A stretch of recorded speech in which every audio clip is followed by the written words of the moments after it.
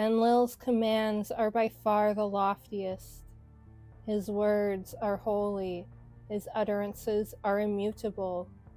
The fate he decides is everlasting. His glance makes the mountains anxious. His hand reaches into the interior of the mountains. All the gods of the earth bow down to Father Enlil, who sits comfortably on the holy dais, the lofty dais, to Nunamnir, whose lordship and princeship are most perfect. The Inanna gods enter before him and obey his instructions faithfully. The mighty Lord, the greatest in heaven and earth, the knowledgeable judge, the wise one of wide-ranging wisdom, has taken his seat in the Duran Key and made the Ki-Ur, the great place, resplendent with majesty. He has taken up residence in Nippur, the lofty bond between heaven and earth. The front of the city is laden with terrible fearsomeness and radiance. Its back is such that even the mightiest god dare not attack, and its interior is the blade of a sharp dagger, a blade of catastrophe. For the rebel lands, it is a snare, a trap set with a net. It cuts short the life of those who speak too mightily. It permits no evil word to be spoken in judgment. Deception, inimical speech, hostility, impropriety, ill treatment, wickedness, wrongdoing, looking askance, violence, slandering, arrogance, licentious speech, egotism, and boasting are abominations not tolerated within the city. The borders of Nippur form a great net, within which the Kuran eagle spreads wide its talons. The evil or wicked man does not escape its grasp.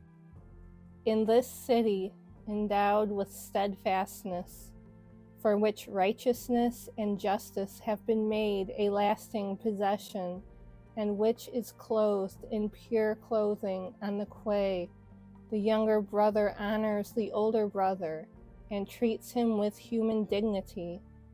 People pay attention to a father's word and reap the benefits.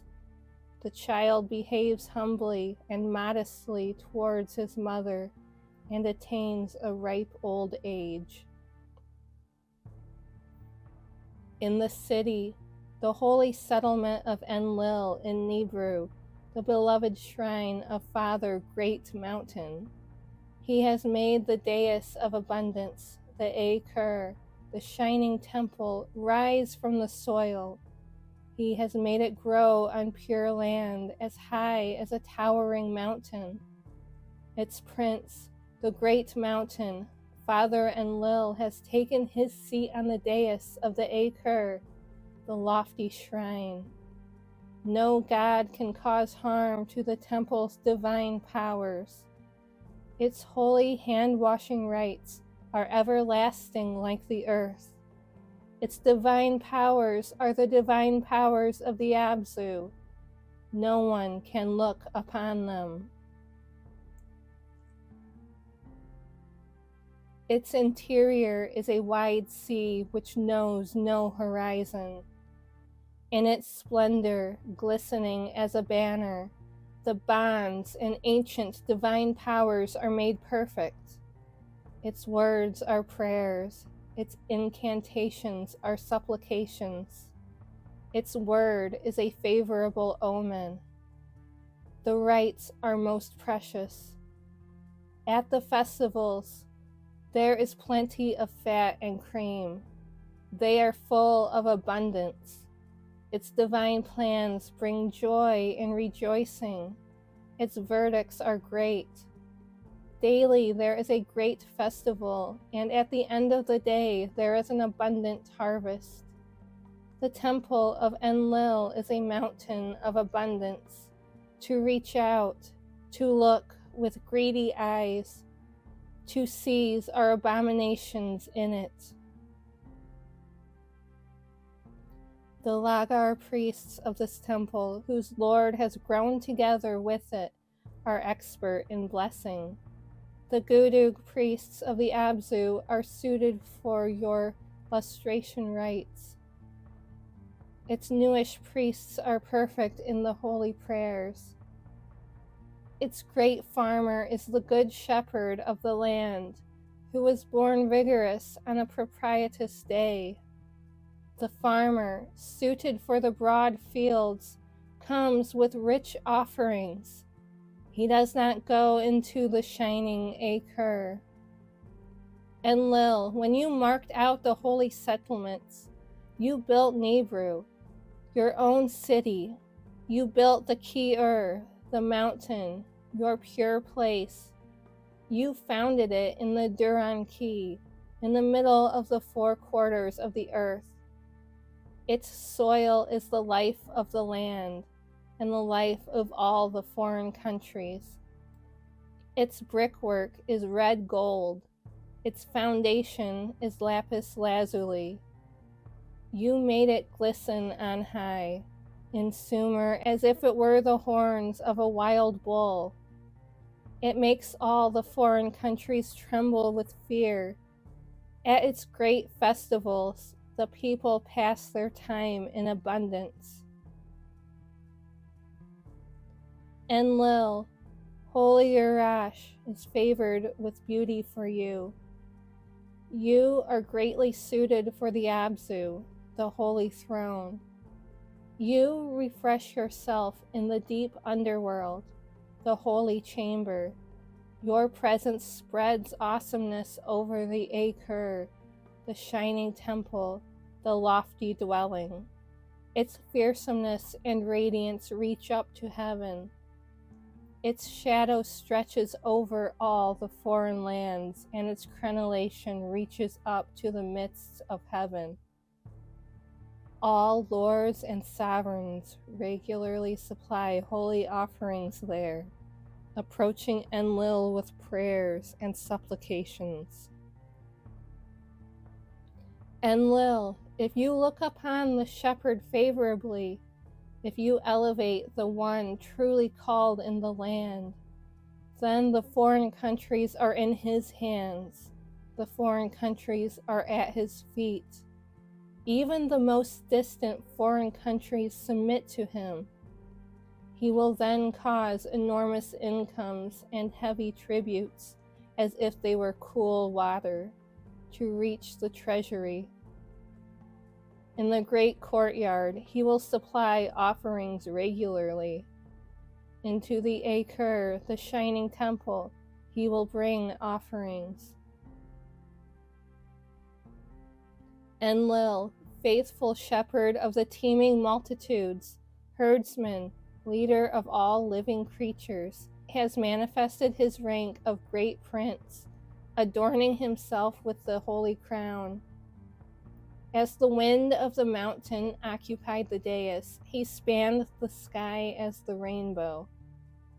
Like a floating cloud, he moved alone. He alone is the Prince of Heaven, the Dragon of the Earth. The lofty God of the Inanna himself determines the fates. No God can look upon him.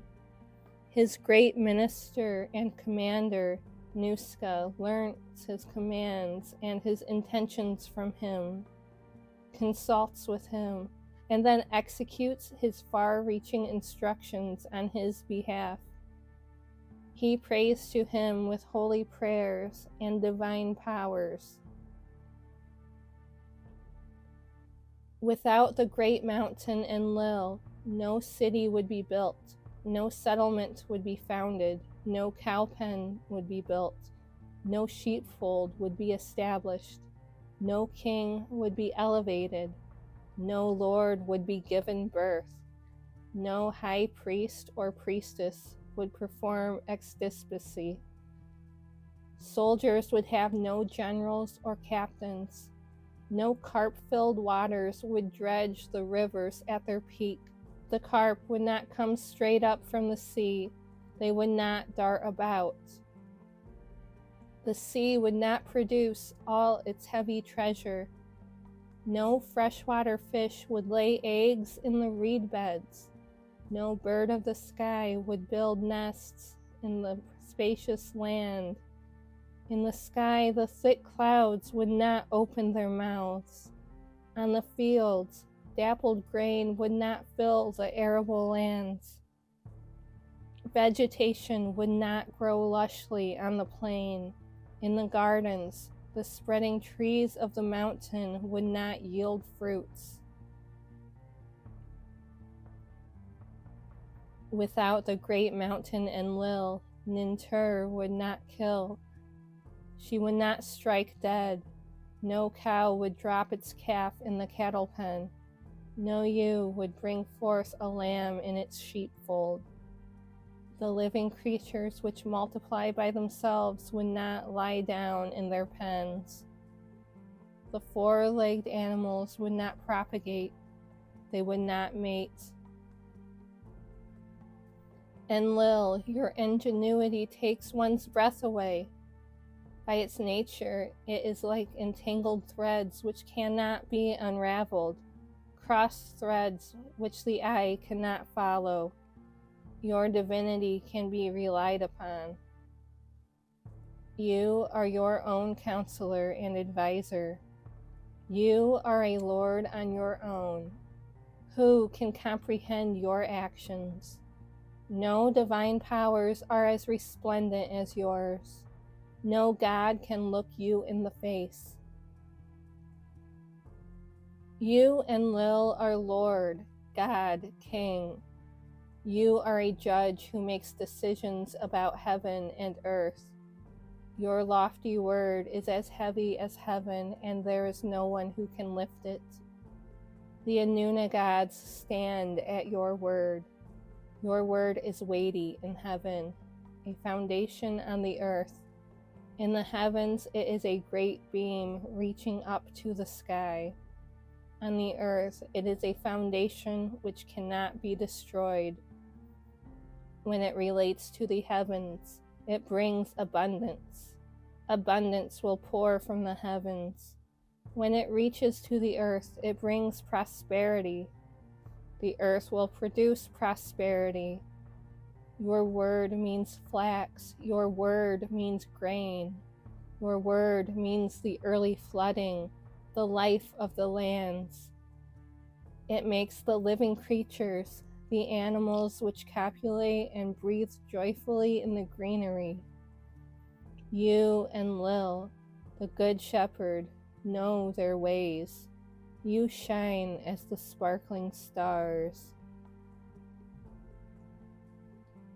You married Enlil, the holy consort, whose words are of the heart, her of noble countenance in a holy Ba garment, her of beautiful shape and limbs, the trustworthy lady of your choice, covered with allure, the lady who knows what is fitting for the E-Kur, whose words of advice are perfect, whose words bring comfort like fine oil for the heart, who shares the holy throne, the pure throne with you.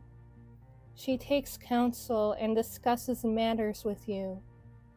You decide the fates together at the place facing the sunrise. Enlil, the lady of heaven and earth, the lady of all the lands, is honored in the praise of the great mountain. Prominent one, whose words are well established, whose command and support are things which are immutable, whose utterances take precedent, whose plans are firm words. Great mountain, Father Enlil, your praise is sublime.